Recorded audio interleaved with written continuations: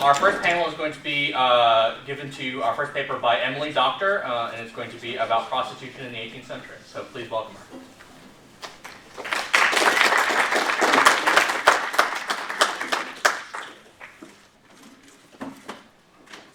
All right. Well, thank you, Professor, and hello, everybody.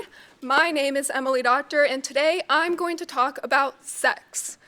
More specifically, my paper I wrote on sexual culture and venereal disease, or what we would call sexually transmitted infections or diseases, STIs, and STDs today. In my project, I focused on urban America and primarily on Philadelphia and New York City, spanning the Revolutionary and early Republic periods in U.S. history. And in it, I wanted to look at how visible these kinds of topics were in people's day-to-day lives in these cities. And so I'm going to talk about some of my findings here today. First, I would like to jump straight into prostitution. Philadelphia and New York City during this period were places where illicit relationships were technically illegal, but widely practiced. And going into the early 19th century, prostitution thrived in a permissive and social environment. Brothels sprang up in all areas of the city, and the prostitutes that worked in them did not stay cloistered, but walked the streets where they were visible and recognizable to potential clients and the wider public.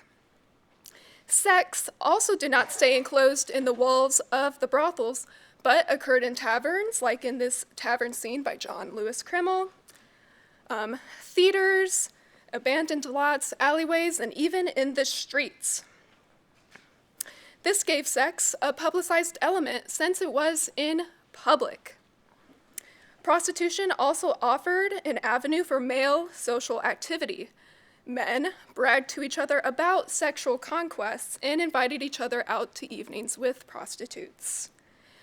So, in these ways, prostitution was very visible, just going out on the town, and it also ingrained itself into the larger social cultures of the cities.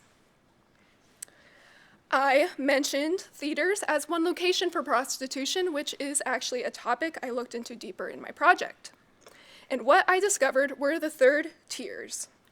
The third tiers, also known as the gallery, occupied the highest level in theater seating, which I pointed out in this painting of New York City's Park Theater.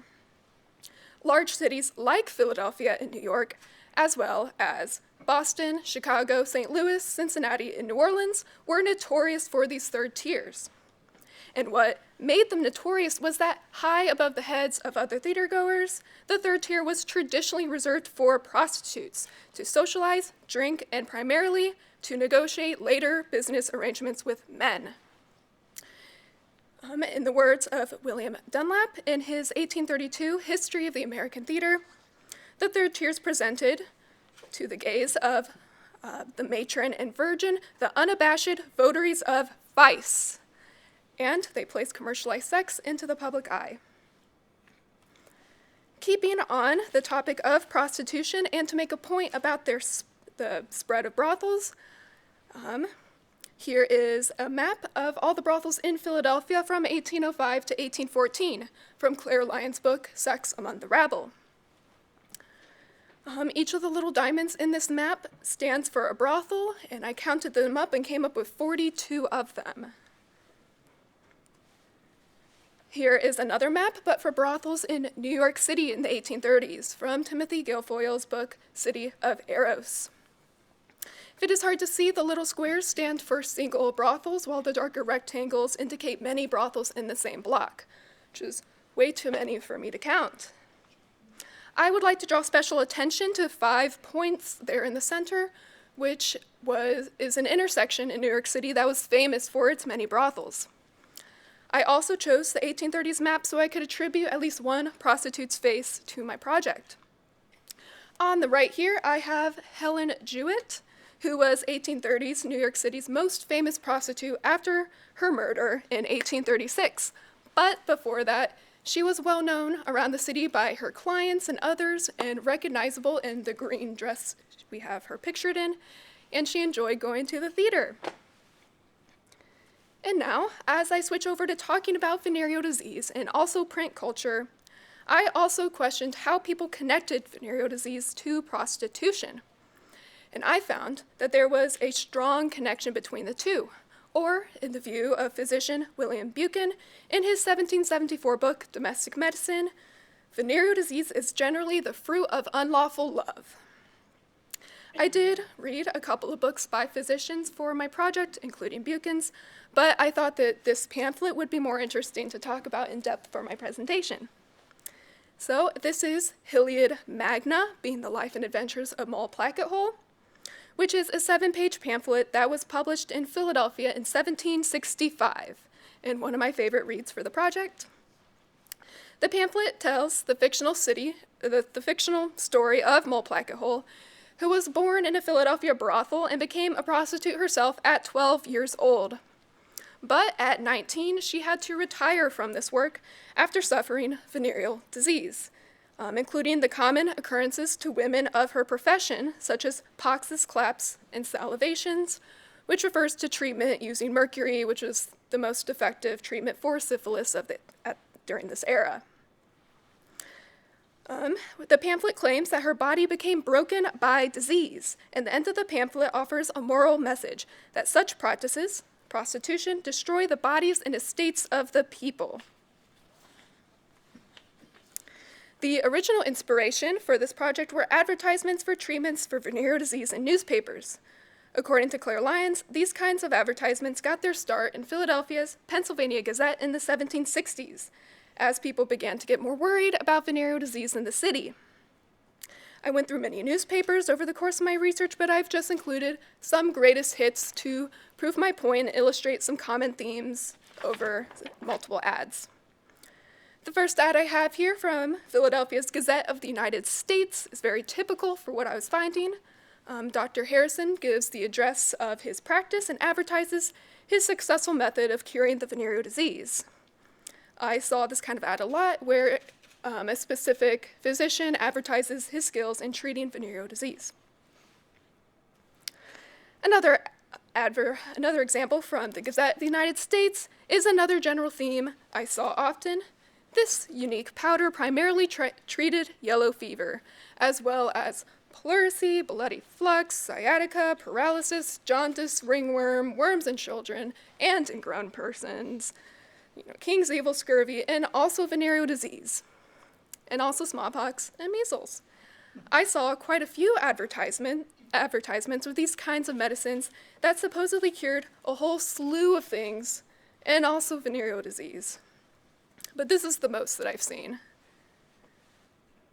Moving over to New York City and the New York Evening Post, and into the 19th century, we have Dr. Harver's anti-venereal pills, a true remedy in every stage of the venereal disease without mercury, and also without confinement, restrained diet, hindrance of business, and also without the knowledge of a patient's bedfellow. This secrecy alluded to probably again refers to prostitution or other illicit relationships, since what else would you need to keep a secret from other partners? The confinement, the diet, the business came up over and over in multiple ads. And keeping with the New York Evening Post, I left this image zoomed out to make a point that these advertisements also appeared very visibly on the front pages of newspapers. In fact, I didn't realize until I was working on this slide, but the last two examples I gave you were also advertisements on the front page. Another special thing about this issue is that two advertisements pertaining to venereal disease appear on the same page, which I came into contact a few times also. And then, just to conclude here, the 1760s to 1838 encompassed a unique period in American history that saw the visibility, publicization, and acceptance of sexual culture and venereal disease in the public eye. People in these cities had plenty of opportunities to see illicit sexual behavior, like prostitution, in their day-to-day lives, be it in the streets, taverns, theaters, or in print culture. The consequence of this sexual behavior venereal disease was also very visible in very public forums like the newspapers. And so, for those living in the late 18th and early 19th centuries, living in the city meant also living with the city's visible, inextricable sexual culture and threat of venereal disease. Thank you.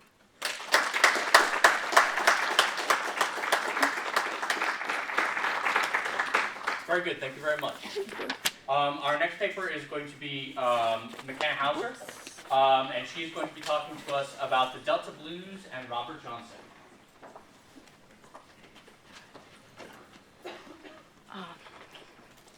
I don't have, so I'll just put this up. Something like that. There we go. We'll just put that up for now because I don't have anything. So, all right. So my project was over the Delta Blues and specifically looking at a case study of Robert Johnson. Blues music originated in the 1860s in the Deep South and was used to display feelings and experiences of African Americans in the fields and plantations. Evolving from hymns, shouts, and instrumentals, various kinds of blues music the various key elements of blues music shown, like the lyrics, bass line, and instrumentals. Various kinds of blues music like New Orleans blues, Memphis blues, Chicago blues, and most importantly, the Delta blues developed in the South and migrated to cities and became the precursor to many mainstream musics today. A quote from John Cowley, an author of The Progression of Traditional Blues Music, states, "Yet in one way or another since the 1930s, Son House, Robert Johnson, and Muddy Waters have all influenced both the development of black blues and, in a much wider context, American and European popular music in general." The development of blues music evolved from rhythm and blues to hip-hop and to which became another great influence on popular music today. Many African-American artists today actually attribute many of the old blues singers as inspiration and even regularly sample some of their songs and sample their songs for their beats. One artist that shows a great impact of this blues music is Robert Johnson. Many of us know Robert Johnson as a legendary blues musician who is famously associated with the myth of selling his soul to the devil at the crossroads to become a great musician. Johnson himself was a wandering African-American musician who desired fame and the mastery of the guitar. He allegedly made a pact with the devil, who appeared at the crossroads at 1 midnight, tuned his guitar, and returned it to him, granting Johnson the extraordinary power and musical ability in exchange for his soul. A short time later, at the age of 27, the devil claimed Robert's life through poisoning. Despite variations of this tale, experts on Johnson's life, Conforth and Wardlow, state everyone who knows of Robert Johnson can repeat his myth, and his actual life remains shrouded in mystery. Johnson's true life remains largely mysterious, with only sparse evidence existing, such as a few photographs, eyewitness accounts, and his recorded music. There wasn't much known about Johnson's life for many years, because he kept his life private even when he was alive. Born around 1911, his early life immersed him in blues and folk music. He regularly performed at parties, other gigs out of his hometown, and played in other towns and cities, and even out of state in Arkansas.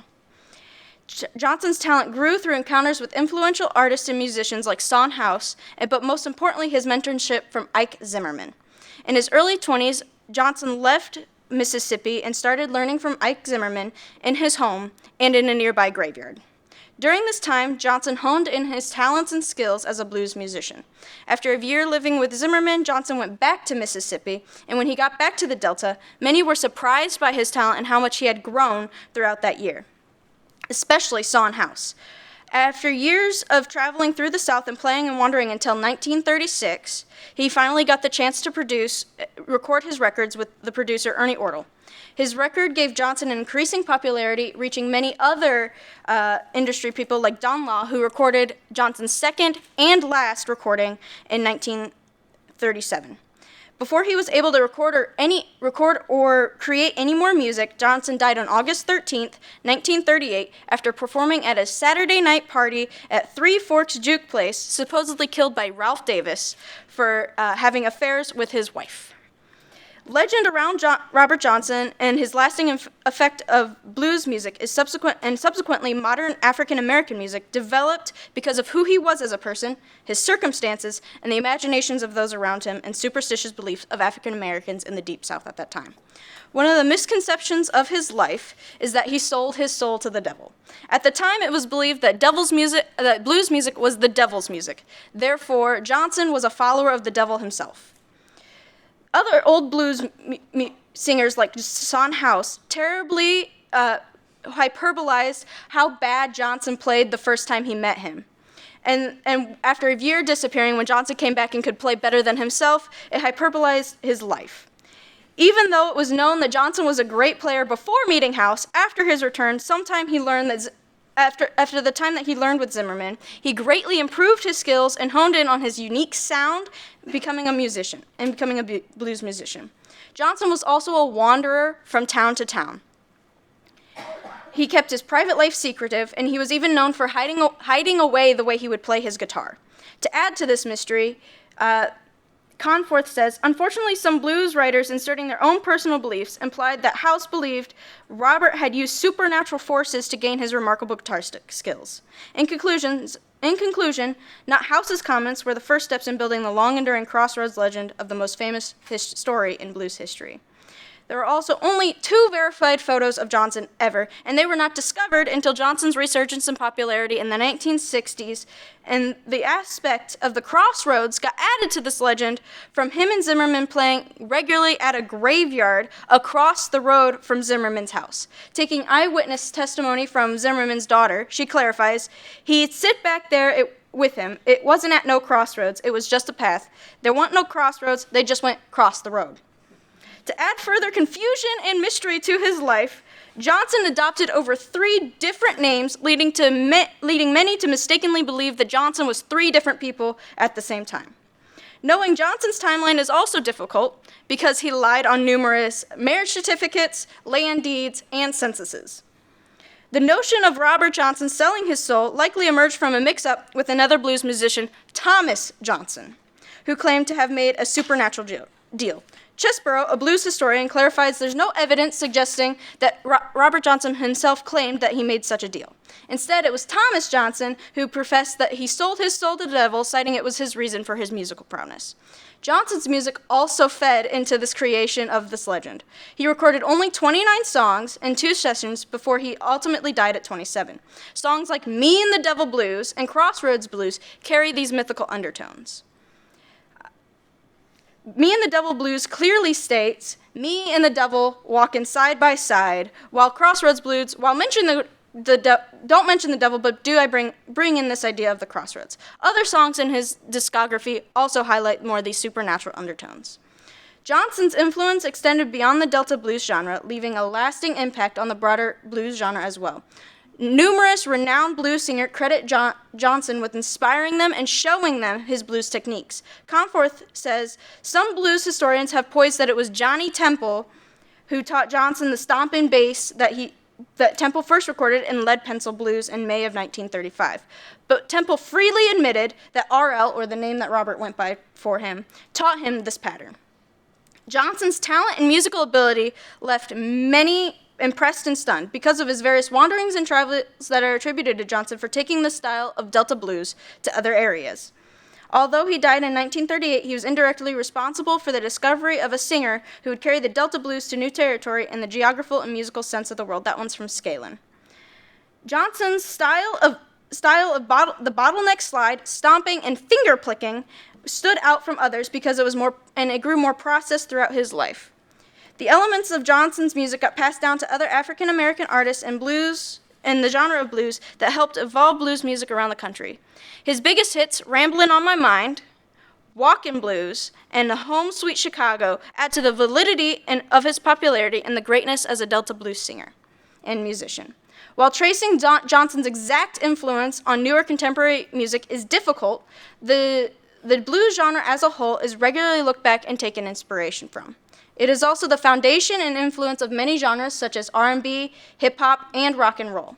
Many artists have sampled either Johnson's work or another artist's work who has used Johnson's techniques. Johnson himself has been sampled in 14 other songs, and most notably, the Lemon song by Led Zeppelin. His songs have numerous covers and re-records, and his music has also found a revival in African-American urban communities after his death when the copies of his records resurfaced in the 1960s and early 70s with the emergence of hip-hop. Johnson's influence extended beyond his era as shaping Delta blues music and inspiring artists across generations. His bottleneck slide and finger-picking style laid foundation to modern music, impacting R&B, hip-hop, and rock and roll. And that's what I have.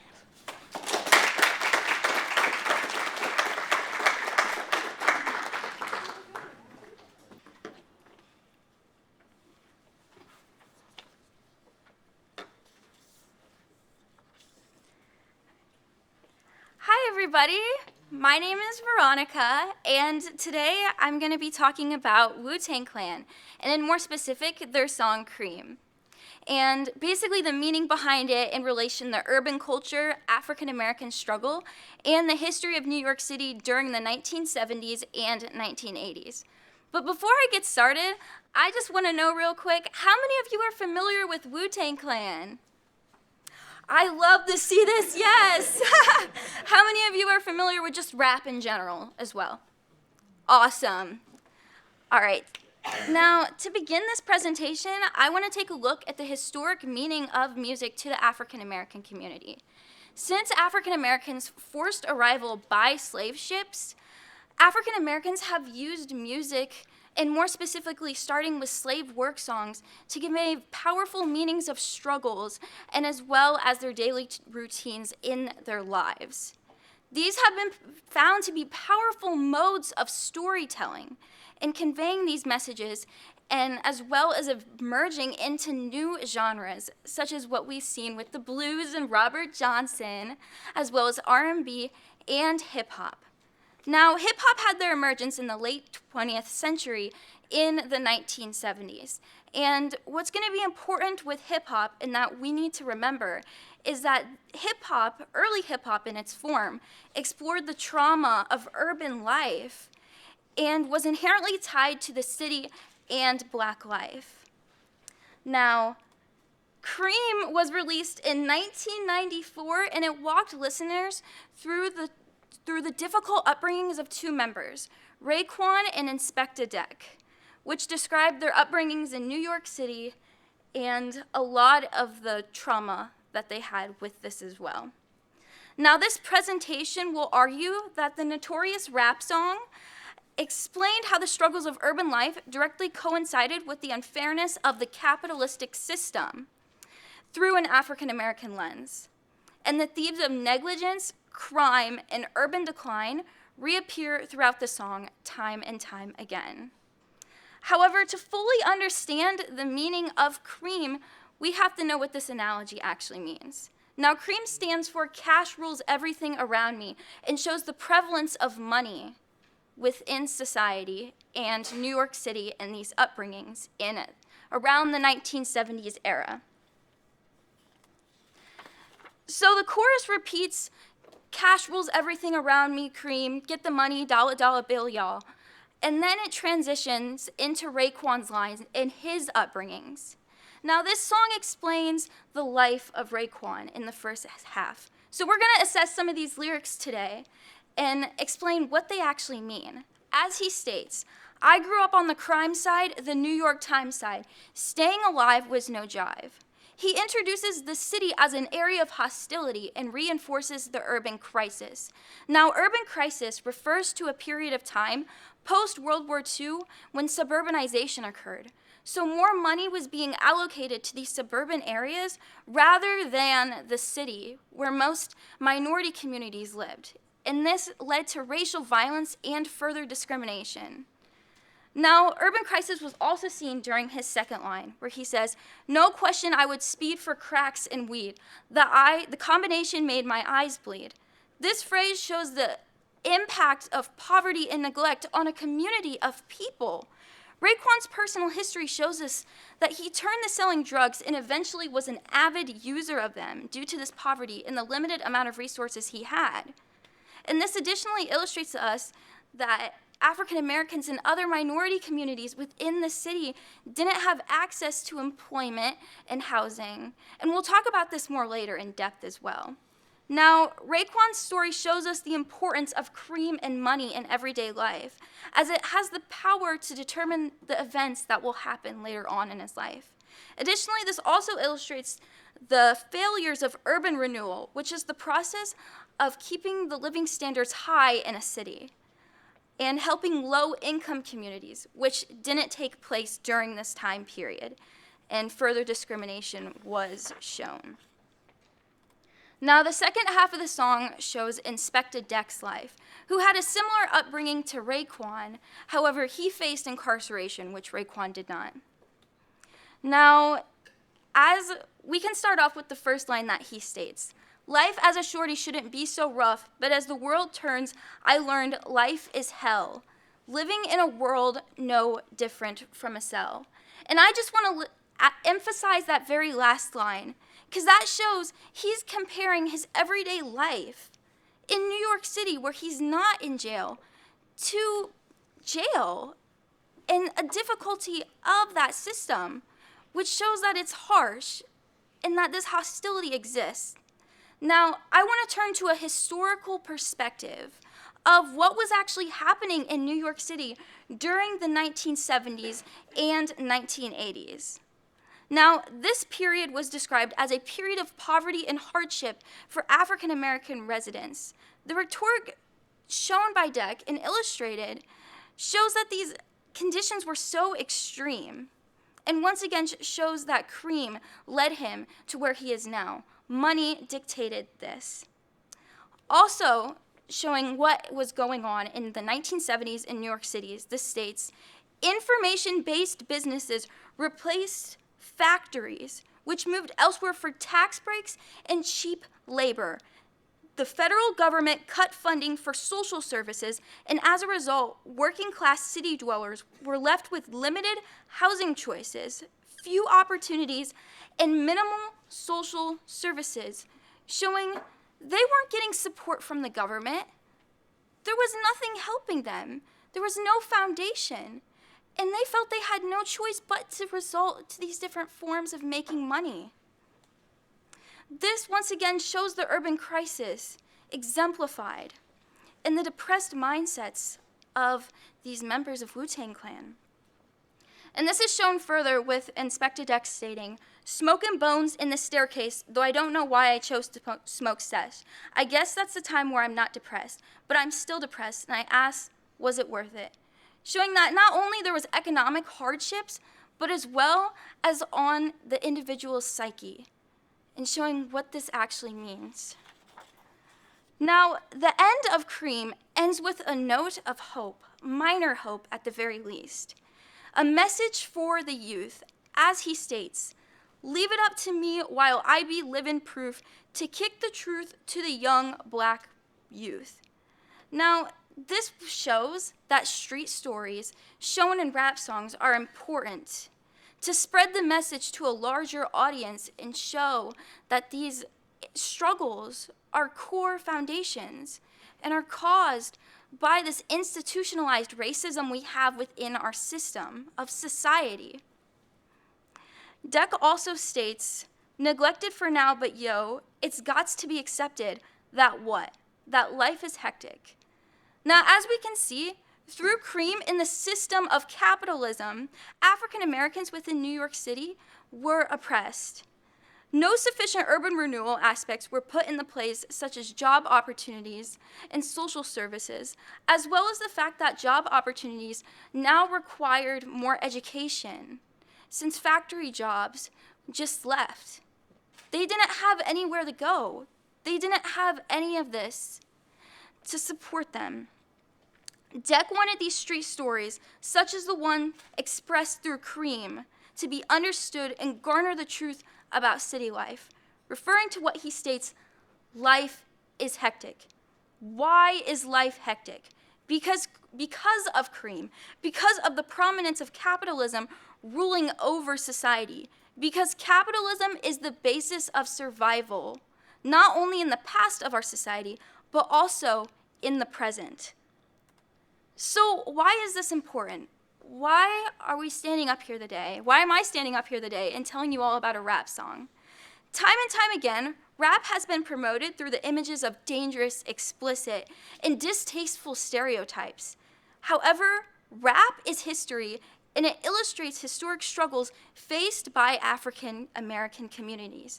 Furthermore, rap is a form of oral history and should be respected as such. Thank you.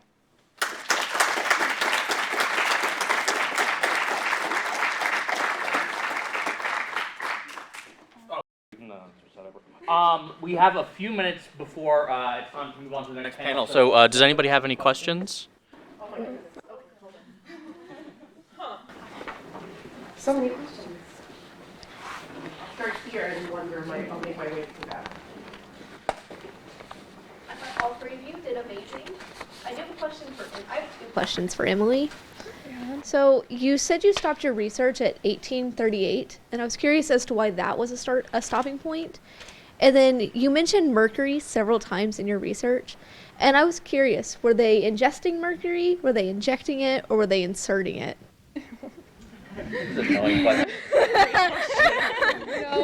These are fantastic questions and exactly the things I had to cut from my presentation for time.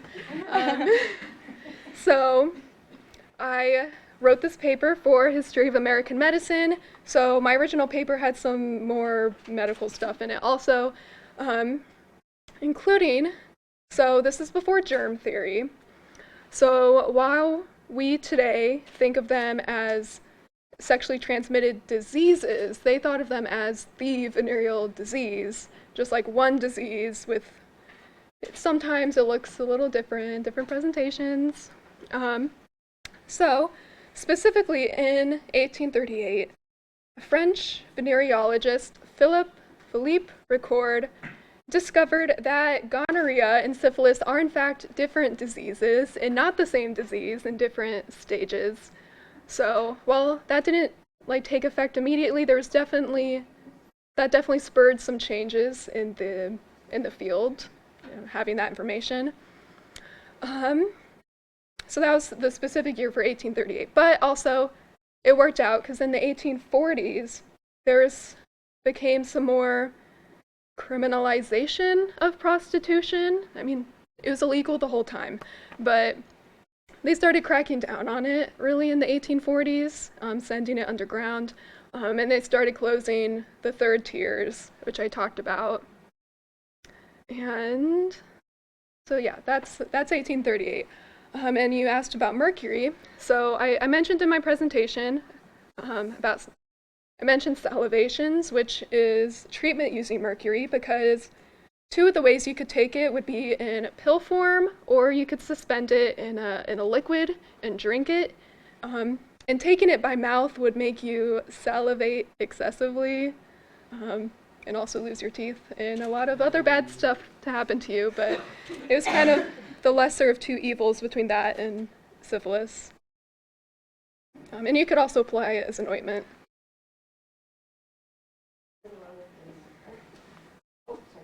Gideon and then Magnus. Hi, my question is for Veronica. And hip-hop has a long history, as you explained, of illustrating the struggles of the artists who write these songs. And typically within their songs, they each have their own idea for how to fix such problems and how they're dealing with it, and that wish they have within them of what would change. What exactly, if any, did Wu-Tang have in their own personal beliefs, or even in this song, of how this urbanization crisis could change for them and what they wanted to see that to look like in the future? They never really gave exacts on how they wanted that to be seen. However, towards the end, they wanted the youth to get involved. They wanted this to be emphasized by the youth and for them to make change how they see fit. So there is a little ambiguity there, but it's still really, really fascinating, because their message is about letting this be known to a wider array of people and to a large audience, which is the beauty of rap, that it was able to become so popular and for people to hear all these stories. My question is for Emily. I might stand so you could hear me. I'd be curious to know if your research touched on how clergy or the church more broadly responded to sex culture and the proliferation of venereal disease. I'd also be curious to know if you'd happen to know how women who weren't prostitutes, such as wives or mothers, responded to sex culture and venereal. Okay.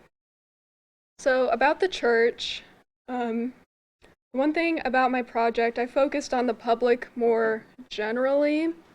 So there are definitely people, certain groups of people that saw these kinds of topics more often, and there are others that protested against prostitution, and that was bad. I didn't do any specific research into the church, but I know especially towards the latter part of the period, the 1830s and 40s, with the closure of the third tiers, there was also a lot of protests about them and about how they were, so horrible and not for the public eye. It's also with the Victorian era. And then, what was your second question again? My apologies. I was curious to know if your research touched on how women who weren't prostitutes, such as wives or mothers, might have responded to sex culture and venereal disease. Absolutely. So this is something else I did not touch on in my presentation for time, but also around the era, outside of prostitution, there's also kind of a slackening of maybe rules regarding courtship. So parents, like mothers and fathers, were maybe more accepting of young men and women coming into contact with each other before marriage. So there's that element that maybe they're more accepting of that, and the premarital pregnancy rate also skyrocketed.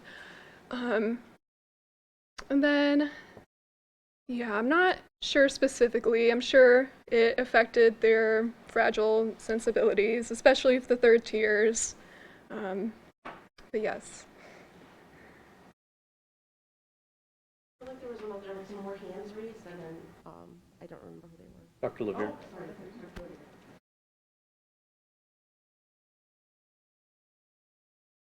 Okay, so I'm going to also attempt the Schuster-like bring it all together in his absence. So you all did papers on cultural history, and I think when a lot of people think of history, we still tend to think of, political history and battles and wars and all that kind of stuff, which certainly has its place, but your papers really illustrated that cultural history can tell us so much about different communities, about different attitudes, and things like that. And so I'd just like each one of you to reflect a little bit on how you think studying the kinds of things you studied can help us understand particular eras, particular geographical locations, so forth. So whoever wants to start. Everyone's looking at me. Okay, so when it comes to at least the area that I was looking at, it's very important to look at cultural history because it shows and reflects what normal people were going through and not just higher up academics when you're reading a textbook or a book. So like looking at through music, you get to feel what those people felt through the music that they had, and it shows like in like Wu-Tang Clan's, like in the urban environments, how people felt depressed and stuff like that through actual what happened, like that what you read in textbooks through like public history and stuff like that, and how stuff like that affected people's thoughts, feelings, how they did things, what they did. So it's important to look at that cultural history. I will go. Personally, apologies to Professor Fitzpatrick, but military history bores me to death. So I find this cultural history much more interesting. I'm also an anthropology major, so I'm really interested in the lives of more common people during this era. And I guess specifically for my presentation, I found that looking at this kind of history maybe kind of subverted expectations that we might typically have for the era. Not to speak for everybody, but I think most people think of the 18th century as being very prudish and didn't want to talk about these things, but they very much did. So yeah, maybe just a fuller picture of the era. So, similar to what Emily said, I don't really enjoy military history and stuff like that. But I love talking about cultural history, and I've always really loved rap music and the stories that rap music conveys about what happened at the time and even in their present. And we can take a sociological lens and look at conflict and basically socioeconomic status and how that relates to how people perceive the world and how people are going through the world and their daily lives and everything. And I just love rap music. It just tells powerful, powerful stories that I think are often looked over even in today's society. And we just throw kind of stereotypical names and stuff like that around them. And that's not okay. Rap music is history. I would argue it's a form of oral history. So it's important for historians, especially in that era, who look at 1970s to even present history today. What is rap music telling us about the world? So I think I'll bring it back down to the micro as opposed to the meta level. So I noticed. So this is a question for Emily. So I noticed in one of the doctor's ads in I can't remember if it was the New York Gazette or whatever. Somebody advertising medicines from a medicinal and paint store, and I was wondering if there were any connections made between like use of lead paint and use of lead in medicine. It's just a little piece of ephemera that really fascinated me. I don't know specifically about lead, but this is before the Food and Drug Administration, so they were a little loosey-goosey about what they put in medications. There wasn't real regulation for it, and there are definitely harmful things like lead, mercury, cocaine, but yeah, they definitely did put some wild stuff in those back in the day. Time for one more question. Yeah, well, thank you all. I guess I hate to be I'm not sure if this is a question, but I just want to praise all of your papers, and invite everyone to think about, when we think about historical sources, like what Veronica keeps saying, on the one hand, we have Wu-Tang is one of the most important rap groups of all time, worldwide known, and rap music, most influential music around the world, and yet it is a struggle for it to be taken seriously, and that's a reality, and that is a reality based in racism. Similarly, blues music, the influence of blues music, like McKenna showed, massively influenced worldwide music. Again, neglect of it based in racism, leading to someone who lived within the last 100 years, we know so little about them. So the difference between superstar rap musicians and unknown fathers of the genre.